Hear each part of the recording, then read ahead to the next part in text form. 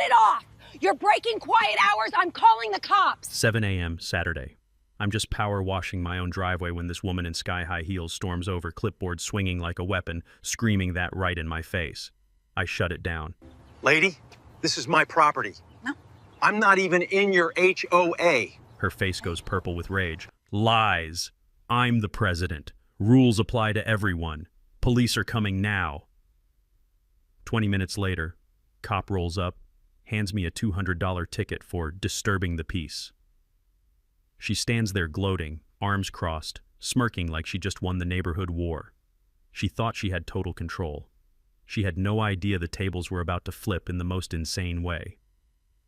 One simple move I made days earlier would turn her kingdom upside down and leave her begging for mercy. Ever been unfairly targeted by an HOA tyrant like this? Drop your craziest HOA horror story plus city/state below. Who's ready to see some real karma?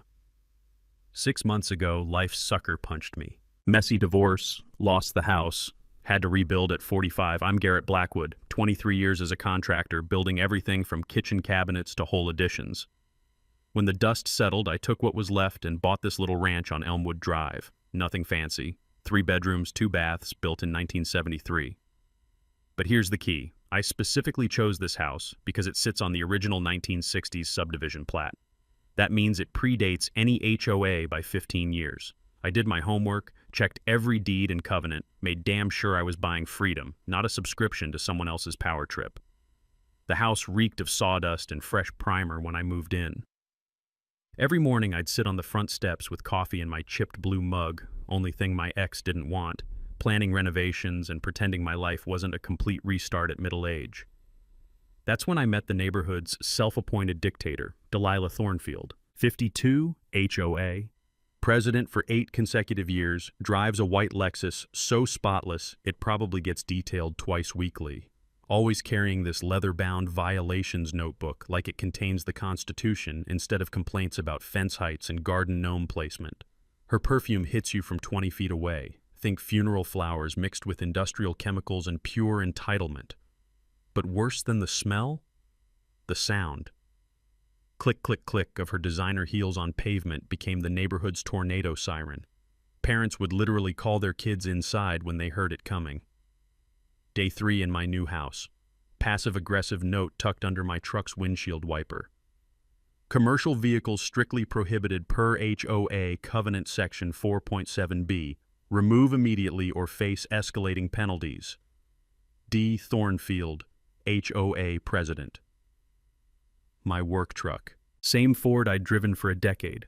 Honest dirt and tool scratches telling the story of every job, every family I'd helped build their dreams. I walked to her magazine Perfect Colonial, lawn so manicured it looked artificial, and knocked. Mrs. Thornfield, got your note about my truck? She opened the door wearing a smile that could freeze hell. I trust you'll comply by 5 p.m.? Actually, ma'am, I'm not in your HOA. This house predates all covenants by 15 years. The smile died. Her face went through this fascinating progression, pink to red to eggplant purple. Impossible. Every property on Elmwood Drive falls under my jurisdiction. Got the original plat maps and deed if you'd like to review them. Slam. Door hit so hard her brass doorbell rattled like a dinner bell. Welcome to Delilah's kingdom. Within days, she escalated. Started parking her Lexus to block my driveway, claiming my truck was an aesthetic emergency for property values. The sharp smell of her exhaust mixing with paint fumes from my bathroom renovation became this toxic reminder that peace was officially over. My neighbor Marcus, retired firefighter, 68, with forearms like tree trunks, pulled me aside after witnessing one blocking incident. "Listen, buddy," he said, voice low like we were planning a prison break. "Delilah's destroyed 3 families this year alone. She runs this place like her personal dictatorship. I've gotten fined $500 for an unauthorized garden gnome. Watch your back." Across the street, Elena Martinez was helping her 2 kids scrub chalk art off the sidewalk. Bright yellow suns and stick figure families disappearing under soapy water because Delilah had declared them unsightly markings on community concrete. $200 fine for children being children. Elena caught me watching and gave this apologetic wave, mouthing sorry like it was her fault some power-hungry lunatic had declared war on childhood itself. The sound of kids' laughter getting quieter each week told me everything about Delilah's reign of terror. But here's what our HOA president didn't know about contractors. We're problem solvers. We look at broken systems and figure out how to fix them. And this neighborhood? This was just my biggest renovation project yet. Week 2 of living in Delilah's crosshairs, and she decided to escalate from petty notes to outright warfare. I'm knee-deep in bathroom renovations, installing subway tile that actually requires skill, unlike whatever contractor botched my ex-wife's kitchen, when there's this official-sounding knock at my door. City inspector, got a complaint about unlicensed construction at this address. I wiped tile adhesive off my hands, wondering how installing a bathroom somehow became a federal case. What kind of complaint? Anonymous report claims major electrical and plumbing work without proper permits or licensing. Anonymous. The lingering smell of funeral flower perfume in my driveway told me exactly who'd made that call. Here's where the universe decides to throw me a curveball. The inspector, badge reads Larry Hoffman, takes one look at my spread of permits and contractor's license, then starts cracking up. Garrett fucking Blackwood? No way. I look closer. Holy shit. Larry, Afghanistan, 2007. Same guy who helped me rebuild half of FOB Chapman after that mortar attack. 20 years later, he's got gray threading his beard and a city inspector's clipboard, but still the same Larry who could make anything work with duct tape and pure stubbornness. What are the odds you'd be the guy inspecting my bathroom? In this town? About 1,000,000 to 1. He surveys my tile work, checks my electrical boxes. So somebody called the city claiming you're running some kind of unlicensed operation? Yeah, my neighbor thinks I'm single-handedly destroying Western civilization with my power tools. Larry shakes his head, scribbling on his report. Whoever filed this wasted everyone's time. Your work's cleaner than half the licensed guys I inspect daily. After he leaves, I'm sitting there with my coffee getting cold, realizing something important. Back when I bought this house, I'd spent weeks researching property law, making sure I understood exactly what I was buying into. See, most people don't realize that HOA covenants only apply to properties that were specifically included in the original HOA formation documents. My 1973 house was built on the original subdivision plat, 12 years before any HOA existed. The legal principle is simple. You can't retroactively bind someone to a contract they never signed. But Delilah was just getting warmed up. Next morning, I'm headed to grab materials when I spot Mrs. Patterson standing by her mailbox, looking like someone just told her Christmas was canceled. Everything all right, Mrs. Patterson? She hands me an official-looking letter with shaking hands. This HOA lady says I owe $300 for having an unauthorized memorial garden where Harold's roses are. Harold's roses. The man had planted those for their 50th anniversary, tended them like they were made of gold until the cancer took him last winter. Now his widow is being extorted for keeping his memory alive. When's this due? Friday, 3 days. Says if I don't pay, she'll put a lien on my house. 3 days to pay a bogus fine or lose the house she'd shared with Harold for 43 years. The morning air carried the scent of those roses, deep red, fragrant, still blooming despite everything, mixed with Mrs. Patterson's coffee drifting through her kitchen window. That afternoon, I discovered exactly how far Delilah was willing to push this game. I come outside to grab something from my truck and find nothing. Empty driveway. My Ford's gone. There's a citation taped to my front door. Commercial vehicle illegally parked in residential zone. Vehicle towed per city ordinance 47.3B. I call the towing company, trying to keep my voice level. You towed my truck from my own driveway? Got a call from the HOA president about unauthorized commercial parking. Lady had all the paperwork, seemed legit. The HOA doesn't have authority over my property. Look, buddy, she showed up with official documents. Cost you $350 to get it back. $350, plus a half day of paperwork proving the tow was completely illegal. But here's what Delilah didn't understand about guys like me. Every illegal move she made was just building my case. I started documenting everything. Photos, timestamps, copies of every bogus violation. If she wanted to play legal hardball, I'd been studying the rule book a lot longer than she had. That evening, Marcus stops by with 2 beers and the neighborhood gossip. She hit 3 more families this week, he says, settling into my porch chair with a grunt. Elena got another fine for sidewalk chalk. The Johnsons got cited for their flag being 2 inches too low. She's measuring flag heights now. Carries a tape measure everywhere, like some kind of suburban dictator with office supplies. The sound of designer heels clicking on asphalt echoed from down the street. Both Marcus and I went quiet, like deer hearing a hunter's footstep. But hunters get overconfident when they think they're unstoppable. And Delilah was about to learn that some prey fights back. The following Tuesday, Delilah decided to take her personal vendetta public in the most spectacular way possible. I'm replacing rotted deck boards behind my house, the kind of work that actually improves property values instead of destroying them, when Elena comes sprinting across the street like her hair's on fire. Garrett, emergency HOA meeting tonight. She's making you the main attraction. What kind of emergency? Elena catches her breath, glancing around like Delilah might be lurking behind the mailboxes with a tape recorder. She's telling everyone you're a dangerous neighbor who's threatening property values and neighborhood safety. She wants you banned from all community events. Here's what most people don't know about emergency HOA meetings. They require 72 hours advance notice to all homeowners, proper posting in common areas, and a legitimate emergency. Delilah's hurt feelings don't qualify as a community crisis, but apparently she'd skipped that part of her HOA president handbook. That evening, I showed up at the community center just to watch the circus. Pathetic turnout. Maybe 15 people scattered around a room designed for 80, looking like they'd rather be getting root canals. Delilah stood at the front wearing a navy blazer that screamed, "I borrowed authority from somewhere," her leather notebook open like she was prosecuting war crimes. "As documented evidence clearly shows," she announces, holding up grainy photos of my truck, "this individual has repeatedly violated noise ordinances, aesthetic standards, and community harmony protocols." Mrs. Juliet, retired high school principal with 0 patience for bullshit, raises her hand. "Excuse me, but didn't this gentleman inform you he's not subject to HOA authority?" Delilah's face cycles through her greatest hits, pink, red, approaching eggplant. Property exemption claims are legal fiction perpetuated by troublemakers who refuse to respect community standards. Mini twist. That's when I realized she actually believed her own propaganda. In Delilah's universe, she really was the supreme ruler of Elmwood Drive, and everyone else were just peasants who hadn't learned proper genuflection yet.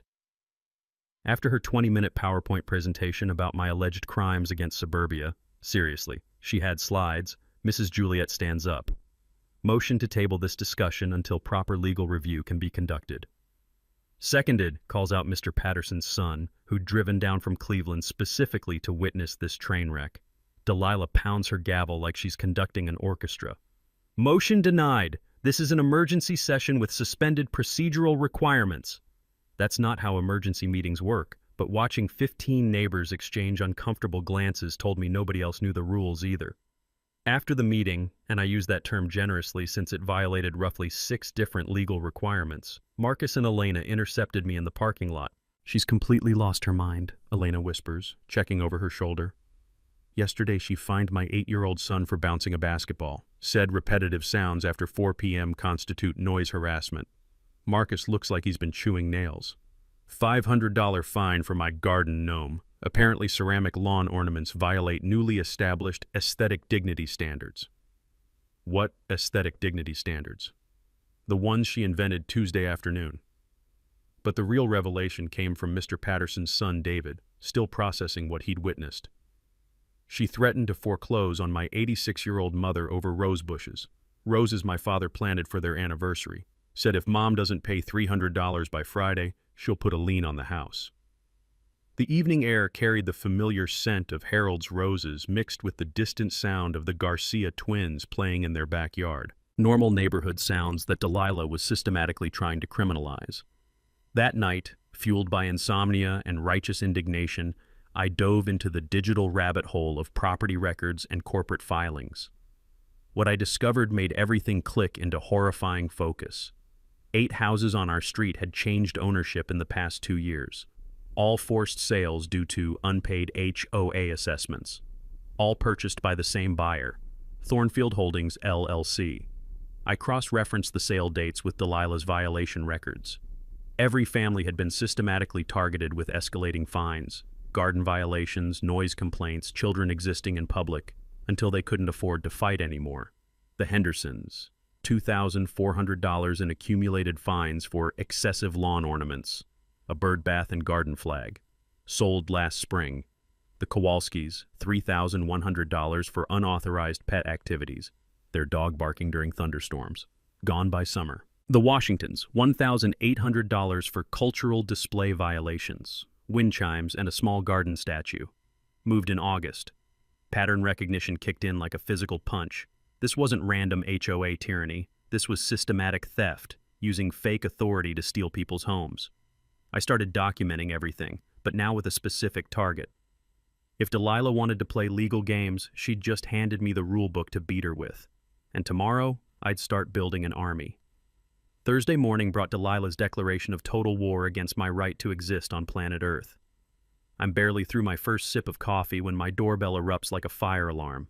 City code enforcement looking about as thrilled to be there as I was to see them. Sir, we've received 7 separate complaints this week about construction violations, noise ordinances, and potential zoning infractions at this address. 7 complaints in 5 days. Delilah had apparently made harassing city departments her new career. The inspector, Rodriguez, according to his badge, trudges through my house with the enthusiasm of someone auditing a morgue. After 20 minutes of checking every outlet, measuring every board, and testing every fixture, he makes his call. Ma'am, I've completed a thorough inspection. There are no violations. The work is properly permitted, noise levels are regulation compliant, and honestly, this house is in better condition than most properties I inspect. Through his phone, I can hear Delilah's voice reaching frequencies that probably violate noise ordinances themselves. Rodriguez pulls the phone away from his ear, grimaces like he just tasted sour milk. Ma'am, filing false reports is a Class B misdemeanor. Continued frivolous complaints will result in charges being filed against you personally. 5 minutes after Rodriguez drives away, Marcus appears at my back gate like some kind of suburban ninja. Emergency neighborhood meeting, he whispers, checking over his shoulder. Elena's house, now, and bring whatever evidence you've got. Shit just got real. Elena's kitchen smells like vanilla candles and desperation. 6 neighbors crowded around her breakfast table, looking like refugees planning an escape route. Mrs. Juliet, the retired principal, speaks first. Delilah hit me with $1,500 yesterday for unauthorized cultural displays. Apparently my grandmother's Buddha statue violates newly invented religious neutrality standards. She threatened to call CPS on my kids, Elena adds, her voice barely steady. Said children playing outside without adequate supervision constitutes neglect. Over sidewalk chalk. Mr. Garcia bounces his toddler nervously. 300 more for visible toys in our front yard. She measured the distance from our slide to the property line with an actual tape measure. But here's where things got really ugly. Mrs. Patterson's son David clears his throat. Mom got another notice about Dad's roses. This time Delilah claims they're attracting bees, which she's now calling a public safety hazard requiring immediate remediation. The systematic escalation clicked into place like puzzle pieces. Delilah wasn't just power drunk. She was racing against something. That evening, fueled by rage and contractor-grade stubbornness, I dove back into public records with laser focus. What I found made my blood turn to ice water. Thornfield Holdings, LLC had purchased 8 properties on our street in 2 years. But here's the kicker. Every house was now a rental property commanding 40% above market rates. The Mitchell house that sold for $175,000 after emergency foreclosure was now renting for $2,300 monthly. I cross-referenced the LLC registration with county business filings.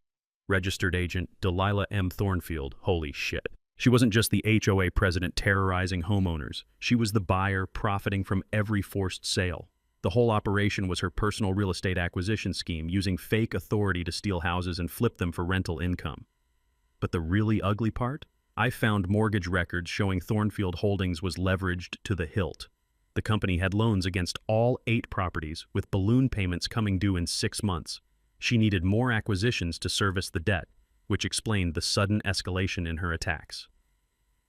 Friday evening, Elena shows up at my door with mascara streaked down her cheeks and a manila envelope trembling in her hands. I can't fight anymore, she whispers, glancing around like Delilah might be hiding in the bushes with surveillance equipment. Inside the envelope, an emergency special assessment notice demanding $3,000 in 10 days for accumulated violations and mandatory neighborhood improvements. Elena, this is completely illegal. I don't have $3,000. I barely have $300 in savings. Her voice cracks. And here's the really sick part. She told me if I can't pay, she personally knows someone who'd be interested in purchasing my property for fair market value to help me avoid foreclosure. The scent of Elena's vanilla candles mixed with the distant sound of her kids' laughter from inside. Normal family life being systematically destroyed by one woman's greed. That's when it all crystallized. Delilah wasn't just running a scam. She was in a desperate race to acquire enough properties before her financing collapsed. But she'd made one fatal mistake. She'd targeted a contractor who'd spent 23 years solving problems that seemed impossible. And I'd just figured out how to solve her. That weekend, surrounded by enough legal documents to choke a horse and coffee strong enough to wake the dead, I made the discovery that would turn Delilah's little kingdom into my personal chess game. 2 a.m., kitchen table covered in property records like I'm planning a military invasion. My eyes feel like sandpaper, but something keeps gnawing at me about those 8 forced sales. I pull up the original 1960s subdivision plat, same documents that proved my house predated Delilah's authority, when I spot something I'd completely missed before. Buried in the deed restrictions, there's a clause written in that old-fashioned legal language. Right of first refusal for any bulk property sales exceeding 3 residential units within a 12-month period to be offered to original plat property holders at fair market appraisal. I read it again, slower this time. Then I start laughing. Actually laughing, sitting alone in my kitchen at 2 in the morning, because the universe just handed me the biggest middle finger to give Delilah Thornfield. The original subdivision included a protection clause. If anyone tried to buy multiple houses for speculation, the remaining original homeowners could purchase those properties first, at current appraised value, not fire sale prices. Delilah's company had triggered that exact clause by stealing 8 houses. And guess who holds an original plat deed? The contractor she'd been terrorizing for months. I spend the rest of the night researching bulk property sale laws, the taste of victory mixing with my 4th cup of coffee. Turns out, acquiring more than 3 residential properties in one subdivision within 12 months triggers federal disclosure requirements, community notification requirements, fair market appraisal requirements, none of which Thornfield Holdings had followed. Sunday morning, I called Jake, my real estate lawyer buddy who owes me for rebuilding his deck. Jake, hypothetically, if someone triggered right of first refusal but never properly disclosed bulk acquisition, hypothetically, every sale gets voided. Properties must be offered to qualified buyers at fair appraisal before any bulk purchase proceeds. Why? And if the bulk buyer was also the HOA president who created the violations forcing the sales? Long silence. Jesus, Garrett, that's fraud, conspiracy, probably RICO. We're talking federal prison time. The sweet smell of revenge never smelled so good. Monday, I drive to the county assessor requesting formal appraisals on all 8 Thornfield properties. As original plat holder with right of first refusal, I'm legally entitled to purchase them at current market value. The numbers make me dizzy with possibility. $1.4 million total appraised value. Delilah paid $980,000 through forced sales. But here's where her greed becomes her downfall. I find her loan documents. Thornfield Holdings owes $1.2 million across all properties, with balloon payments due in 4 months. She's been using rental income to service debt, desperately needing more acquisitions to stay solvent, hence the recent escalation in her reign of terror. Tuesday evening, Elena appears at my door looking like she's aged 5 years in 2 weeks. She's going for the kill, Elena says, slumping into my kitchen chair. Emergency assessments for 3 more families today, $2,000 to $4,000 each, payment due in 1 week. Let me guess, she personally offered to help them find buyers? How did you know? I spread the plat maps across my table, feeling like a general revealing battle plans. Because she's desperate, her financing's collapsing, and she needs those houses fast. Elena stares at the documents. What are you thinking? I'm thinking it's time to explain to Delilah Thornfield what happens when you pick a fight with someone who actually knows the rules. For the first time in weeks, Elena grins. Please tell me you have a plan that involves watching her face when she realizes she's screwed. Better than that. I have a plan that makes me her landlord. Wednesday morning, I called a war council that would make the founding fathers proud. My kitchen table became mission control, coffee brewing, documents spread like battle plans, and the kind of determined energy that builds actual revolutions. The smell of fresh coffee mixed with Marcus's Old Spice and Elena's vanilla perfume, creating this oddly comforting scent of suburban rebellion. Marcus arrived first, carrying his firefighter's toolkit like we were planning to rebuild civilization. Elena showed up with legal pads and the steely expression of someone who'd watched her kids stop laughing. Mrs. Juliet brought homemade snickerdoodles and 4 decades of experience destroying administrative tyranny. "All right, people," I said, channeling every construction foreman I'd ever worked under. "Here's how we're going to turn Delilah Thornfield's world upside down." The plan had 3 phases, each more satisfying than the last. Phase 1. I invoke my right of first refusal on all 8 stolen properties. This forces Delilah to either sell them to me at fair market value or prove her acquisitions were legal, which they weren't. Phase 2. We document every procedural violation she's committed as HOA president, building a case that would make federal prosecutors drool. Phase 3. We trigger an emergency homeowners meeting and expose everything publicly with media present and enough evidence to end her criminal enterprise permanently. "But we need video proof," Mrs. Juliet says, her principal instincts laser-focused. "If we're accusing her of systematic fraud, we better have documentation that could survive Supreme Court scrutiny." That's where Marcus's firefighter training became our secret weapon. 25 years of incident reports had taught him how to build cases that prosecutors dream about. "State sunshine laws are beautiful things," he explains, cracking his knuckles like a pianist preparing for Carnegie Hall. "HOA meetings must provide 72 hours advance notice, open records access, and majority homeowner votes for financial decisions. She's violated every single requirement." I'd already researched the legal trap we were setting. When HOA boards operate outside state corporate law, every decision they make becomes legally invalid. That means every fine, every violation, every forced sale could be overturned. "Here's the beautiful part," I continue, feeling like a chess master explaining checkmate. "I'm requesting an emergency meeting to discuss my right of first refusal claim. She has to respond within 5 business days and schedule within 10 days. State law."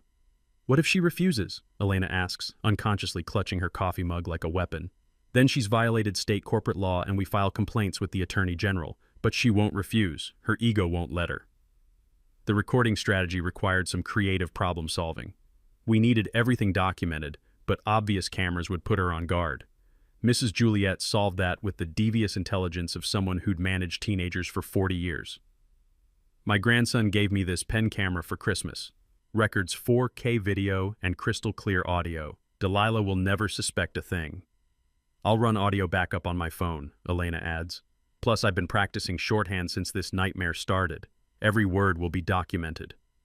But evidence collection was just the beginning. We needed leverage, and that's where my contractor network became invaluable. 23 years building houses creates relationships with inspectors, assessors, real estate agents, people who know where every skeleton is buried. I started making calls, asking favors, calling in markers from guys who owed me for emergency repairs and weekend heroics. By Thursday, I had testimony from 3 displaced families willing to go on record about Delilah's intimidation tactics. More importantly, I had financial records proving Thornfield Holdings was over-leveraged and desperately needing more acquisitions to avoid bankruptcy. Friday evening, we rehearsed the operation in my living room like we were planning to infiltrate Fort Knox. When she tries to shut down discussion, I tell Elena, "You stand and demand a formal vote. State law requires majority approval to table any agenda item." "And when she claims executive session privilege," Marcus adds, grinning like someone anticipating Christmas morning. "I'll remind everyone that HOA boards are private corporations, not government agencies. They have no executive privilege." Mrs. Juliet practices with her spy pen, getting comfortable with the recording mechanism. 40 years of catching lying teenagers taught me one thing: evidence beats everything. The irony was delicious. Delilah had spent months using fake authority to terrorize families. Now we were using real legal authority to expose her systematic fraud. Saturday morning, I drafted the formal meeting request, carefully wording it to trigger every legal requirement she'd been ignoring. Walking to her house at exactly 9 a.m., I could smell victory in the morning air. Or maybe that was just the scent of Mrs. Patterson's roses, still blooming despite everything Delilah had tried to destroy. She answered the door in her bathrobe, hair looking like she'd been electrocuted, clutching coffee like a life preserver. "What is this?" she snapped, scanning my letter with growing horror. "Democracy in action. You have 5 business days to respond, 10 to schedule. State law." Her face cycled through the rainbow of rage. "This is harassment." "No, this is justice. Might want to Google the difference." Her door slam rattled windows 3 houses down. The countdown had officially begun. Monday morning brought Delilah's response to my meeting request, delivered via certified mail like a declaration of war. Instead of the simple acknowledgement required by state law, she'd written a 3-page manifesto that read like the diary of someone slowly losing their grip on reality. She denied my spurious legal claims, questioned my mental competency, and declared that disruptive elements will not be permitted to undermine community stability through frivolous legal harassment. She'd also scheduled the meeting for Saturday at 6 p.m., 2 days short of the legally required 10-day notice. Either panic was making her sloppy, or she genuinely believed laws were suggestions that didn't apply to her personal kingdom. But Tuesday morning revealed exactly how desperate Delilah had become. I wake up to Marcus standing in my backyard, staring at something with the expression of someone who just discovered a crime scene. "You're not going to believe this shit." My security cameras, the ones I'd installed to document her parking violations, had been spray-painted black during the night. Not just covered, but methodically vandalized with what looked like automotive paint, applied with the kind of precision that suggested premeditation. "This is felony destruction of property," Marcus says, examining the thick paint coating. "She's gone from petty tyrant to actual criminal." The taste of morning coffee suddenly turned bitter as the implications hit me. Delilah wasn't just escalating, she was panicking. Wednesday brought proof that her desperation was reaching psychotic levels. Elena appears at my door at 7 a.m., clutching another certified letter and looking like she hadn't slept in weeks. Emergency special assessment, $5,000, due Thursday. $5,000 for a single mom whose biggest splurge was taking her kids to McDonald's on payday. What's the alleged violation this time? Ongoing disruption of community noise standards and failure to maintain appropriate household supervision protocols. Elena's hands shake as she reads. She's claiming my children playing outside after school constitutes a persistent public nuisance requiring immediate professional remediation. The systematic acceleration was becoming crystal clear. Delilah knew Saturday's meeting would expose her operation, so she was trying to force out as many families as possible before her house of cards collapsed. Thursday brought the most vicious attacks yet. Mrs. Juliet got slammed with $2,000 for unauthorized cultural displays, the same Buddha statue that had sat peacefully in her garden for 15 years. The Garcias received $3,500 for excessive family activities because their 3-year-old twins played on a swing set in their own backyard. But the attack that made my blood boil was saved for Mrs. Patterson. I find the 86-year-old widow sitting on her front steps Thursday afternoon, tears streaming down her face as she clutches another certified letter. "Harold's roses," she whispers. She wants me to remove Harold's roses by Saturday or she'll have them professionally removed and bill me for the service. The roses Harold had planted for their 50th wedding anniversary, flowers that had bloomed faithfully every spring for a decade, the only thing that still made Mrs. Patterson smile since losing her husband. The scent of those roses, deep crimson, heavy with the perfume of 5 decades of love, mixed with the sound of Mrs. Patterson's quiet crying, creating this heartbreaking reminder of what we were really fighting for. Silent preparation intensifies. While Delilah terrorized elderly widows, I was methodically building the case that would destroy her. I'd spent every evening this week documenting violations, cross-referencing her procedural failures with state corporate law, building an evidence file that would make federal prosecutors weep with joy. More importantly, I'd been working my contractor network like a spider spinning a web.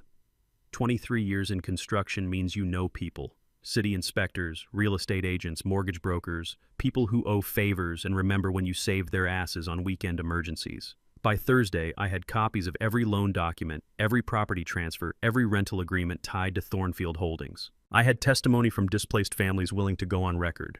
I had financial records proving her company was weeks away from defaulting on over-leveraged properties.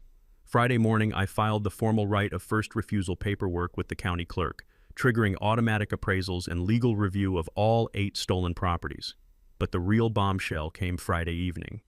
Elena stops by looking like she'd seen a ghost. She's going door to door personally now, visited 3 families today, offering to help them avoid the stress of fighting illegal assessments by connecting them with interested buyers who could close quickly. Let me guess, Thornfield Holdings is very interested? She told Mrs. Garcia that legal battles are expensive and emotionally draining, but a fast sale could solve all their problems immediately. The predatory desperation was reaching peak insanity. Delilah was literally hunting door to door, trying to pressure terrified families into selling before Saturday exposed her systematic fraud. But every desperate move was just giving me more ammunition. The smell of victory was almost as intoxicating as my evening coffee. 18 hours until justice. Saturday morning brought Delilah's final desperate gambit, and the moment I realized she'd completely lost touch with reality. I'm reviewing my evidence files one last time when Marcus comes pounding on my door at 8 a.m., still in his pajamas and looking like he'd seen a ghost. "She's lost her goddamn mind," he says, catching his breath. "Look at this." He hands me a printed email that had gone out to every address on Elmwood Drive at 6 a.m. The subject line read, "Emergency security alert, dangerous individual identified." The email claimed I was a mentally unstable individual with a history of aggressive behavior who posed a clear and present danger to community safety. She'd somehow photoshopped my contractor's license photo next to what looked like a mugshot, warning residents to avoid all contact and report any suspicious activity immediately to authorities. She sent this to 47 households, Marcus says, his firefighter training keeping him calm despite obvious fury, including the police department, city council, and local news outlets. But Delilah's smear campaign backfired spectacularly in the most beautiful way possible. By 10 a.m., my phone was ringing off the hook, not with concerned neighbors, with reporters. "Mr. Blackwood, this is Sarah Martinez from Channel 7 Investigative Unit. We received some interesting emails this morning about an HOA dispute, but they seem to contradict our research into systematic HOA fraud in your neighborhood. Would you be available for an interview?" Holy shit. Delilah's attempt to destroy my reputation had just attracted the exact media attention that would destroy hers. "Actually, we're having an emergency HOA meeting tonight at 6 p.m. Community Center. You might want to bring cameras." By noon, Delilah was in full panic mode. Elena calls me, whispering like she's hiding from surveillance. She's trying to cancel the meeting, claims she received credible security threats that make it unsafe to proceed. She can't cancel a properly noticed meeting without board approval. She's also hired private security. 2 guys in suits are parked outside the community center telling people the meeting is postponed indefinitely. The illegal intimidation was reaching federal crime levels, but it also meant Delilah was completely desperate. When cornered animals get this frantic, they make catastrophic mistakes. I spent Saturday afternoon coordinating with my team like we were planning the Normandy invasion. Mrs. Juliet would arrive early with her spy pen, documenting everything from the moment doors opened. Marcus would handle crowd control and witness coordination. Elena would manage audio recording and real-time documentation of procedural violations. But I had one final surprise that would make this entire operation legendary. Remember those property appraisals I'd triggered with my right of first refusal filing? They came back Friday afternoon, and the numbers were devastating for Delilah's empire. Current market value of the 8 stolen properties, $1.47 million. Outstanding debt on Thornfield Holdings, $1.23 million. Purchase price. Delilah paid through forced sales, $987,000. She owed more than the properties were worth when she bought them, and with rental market softening, her monthly income couldn't service the debt. She was literally weeks away from bankruptcy, which explained the accelerating desperation to force more sales. But here's the beautiful part. My right of first refusal meant she had to offer me those properties at current appraised value, not the inflated rental income prices she needed to stay solvent. If I exercised my legal right, I could force her to sell properties for $1.47 million, while she still owed $1.23 million, leaving her with barely enough to avoid personal bankruptcy. 5 p.m. Final preparations complete. Mrs. Juliet's pen camera tested and ready. Elena's phone set to record mode. Marcus carrying printed copies of every legal violation we'd documented. And me? I'm carrying the one document that would end Delilah Thornfield's criminal empire forever. 5:30 p.m. We arrive at the community center to find chaos. Delilah's security guards are indeed trying to turn people away, claiming the meeting has been postponed for safety reasons. But 40-plus neighbors are gathered in the parking lot, many carrying their own documentation of violations and bogus fines. More importantly, Channel 7's news van is parked prominently in front, with reporter Sarah Martinez setting up for what she clearly expects to be a major story. 5:45 p.m. Delilah arrives in her white Lexus, takes one look at the crowd and media presence, and her face cycles through emotions like a broken traffic light. Fear, rage, desperation. Then something that looked disturbingly like detached determination. The smell of approaching thunderstorms mixed with hot asphalt and the collective anxiety of 40 people who'd been terrorized for years, all gathering to watch their neighborhood dictator face justice. As we walk toward the community center doors, Elena grabs my arm. What if this doesn't work? What if she somehow weasels out of everything? I smile, patting the folder containing Delilah's financial death warrant. Then she's better at magic than mathematics. The community center had never seen anything like what happened next. 47 residents packed into a room designed for 30, with Channel 7's camera crew positioned for maximum coverage and Delilah standing at the front podium like Napoleon facing Waterloo. She'd dressed for battle, navy blazer, American flag pin, leather notebook clutched like a shield, but her hands were shaking as she banged the gavel with the desperation of someone calling for order in the middle of a hurricane. This emergency session is called to address false and defamatory claims made by a disruptive individual, she announces, voice pitched higher than usual. However, due to safety concerns, I'm limiting discussion to essential business only. That's when Mrs. Juliet stands up, her spy pen recording everything, and delivers the first blow. Point of order. State sunshine laws require all agenda items to be addressed. You cannot selectively limit discussion in an open meeting. Delilah's face goes through that familiar color progression, pink to red to approaching eggplant. This individual has no standing to... Actually, Marcus interrupts, rising like a mountain from his folding chair, every homeowner has legal standing in HOA meetings. That's state corporate law. The crowd starts murmuring as people realize this isn't going to be another one of Delilah's scripted performances. I stand up, folder in hand, and deliver the opening that changes everything. Mrs. Thornfield, before we discuss safety concerns, I'd like to address my formal right of first refusal claim filed with the county regarding 8 properties illegally acquired by Thornfield Holdings, LLC.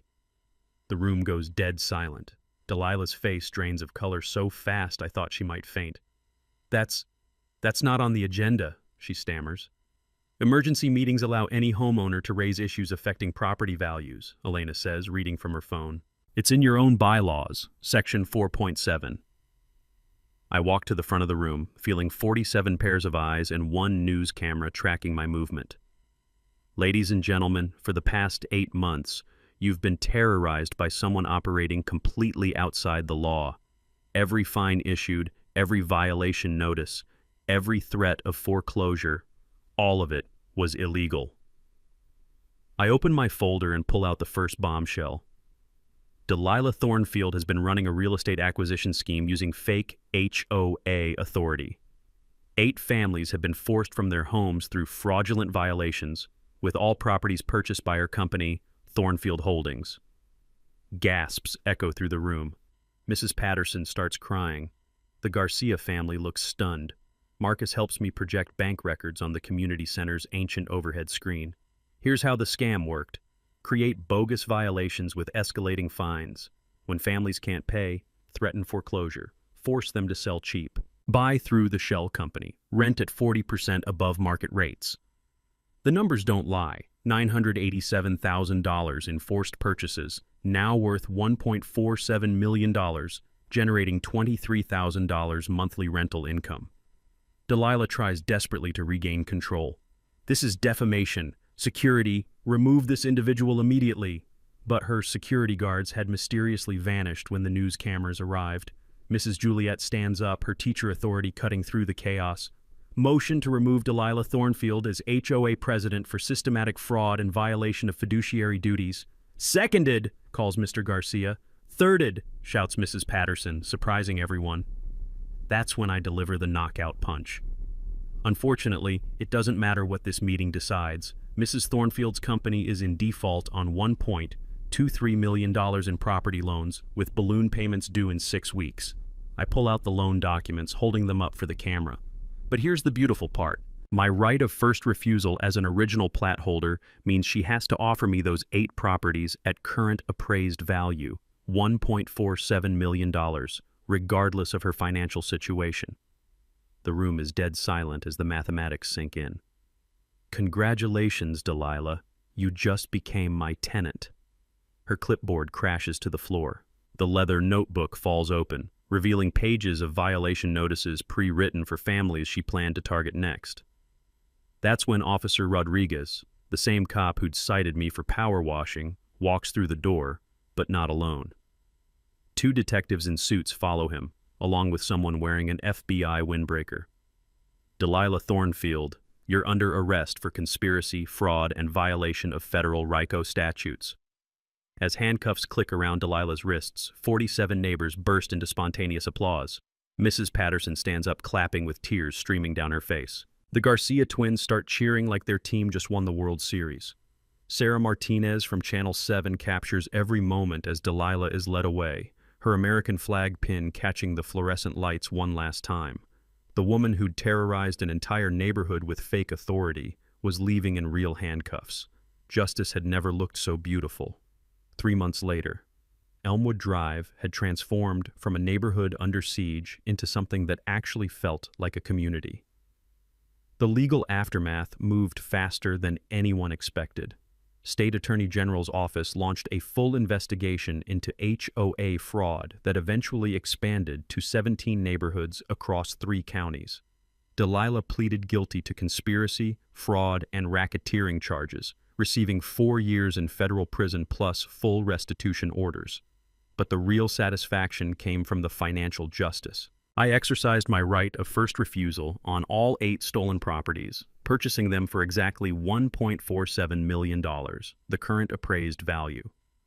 After Thornfield Holdings paid off their $1.23 million in debt, Delilah was left with barely enough to avoid personal bankruptcy. The beautiful part? I immediately offered rent-to-own contracts to the displaced families at monthly payments lower than their previous mortgage costs. The Hendersons moved back into their house by Christmas. The Kowalskis returned in January. The Washingtons came home in February, their wind chimes singing in the breeze again. Elena's kids are playing basketball in their driveway again, the sound of bouncing balls and laughter replacing the click of designer heels on pavement. Mrs. Patterson's roses are blooming magnificently this spring, and she's started a neighborhood gardening club that meets every Saturday. Marcus's garden gnome not only returned to its place of honor, but was joined by 6 others, donated by neighbors, who figured if you're going to violate aesthetic dignity standards, you might as well do it with style. For me, this whole nightmare turned into the best thing that happened after my divorce. Fighting Delilah's tyranny gave me purpose, but building this community gave me something I'd lost: hope. I kept my house, obviously, but bought the vacant lot next door and turned it into a community workshop where neighbors can borrow tools, learn basic home repair, and help each other with projects. The smell of sawdust and the sound of laughter have replaced the toxic atmosphere of fear that once defined our street. The recovered funds, $400,000 in illegal fines plus penalties, created something special. Working with Elena, who turned out to have serious organizational skills, we established the Harold Patterson Memorial Scholarship for local kids pursuing trade school education. Mrs. Patterson suggested the name, saying Harold would have loved helping young people learn honest work. The first 3 recipients are starting programs in electrical, plumbing, and carpentry this fall. Last month, we held our first annual Elmwood Drive block party, a real celebration voted on democratically, not some dictatorial decree about community harmony. Mrs. Juliet organized games for kids. Marcus handled the grilling. His ribs are legendary. and Elena coordinated a potluck that brought dishes from 7 different cultures. The smell of barbecue smoke mixed with Mrs. Garcia's tamales and Mrs. Juliet's dumplings, creating this amazing aromatic reminder of what neighborhoods can be when fear is replaced with friendship. We established a legitimate HOA with proper incorporation, elected board positions, and bylaws that actually follow state law. I got elected president unanimously. Apparently saving everyone's homes from a criminal enterprise builds name recognition. Our first official act was creating a Bill of Rights for homeowners, guaranteeing due process, appeal rights, and protection from retaliatory enforcement. Our second was commissioning a memorial plaque for the community center, Delilah Thornfield Memorial Hall for Open Government, a reminder that democracy requires vigilance. This experience taught me that sometimes life's worst moments lead to its most meaningful chapters. I'm dating again, Sarah from Channel 7, actually, whose investigative piece on HOA fraud won a regional Emmy. Who knew saving a neighborhood would improve my love life? But this wasn't my last encounter with petty tyrants drunk on imaginary power. Wait until I tell you about the city inspector who thought he could shut down my community workshop with made-up zoning violations. That story involves a drone, a federal database, and the most satisfying phone call to a corrupt official's boss that I've ever witnessed. You know what gets me about Garrett's story? It wasn't the 1.47 billion or watching Daly in handcuff. It was Mita Patterson clapping through her tears, 86 years old, applauding because someone finally protected her husband Roses from a woman with a fake badge and a measuring tape. They ran that scam for years. It family destroyed $400,000 in bogus files, all because she figured out something was HOA was known. Homeowners don't read the fine print. That right at first refusal clause said there since 1960, waiting for someone smart enough to use it. But here's what really pissed me off.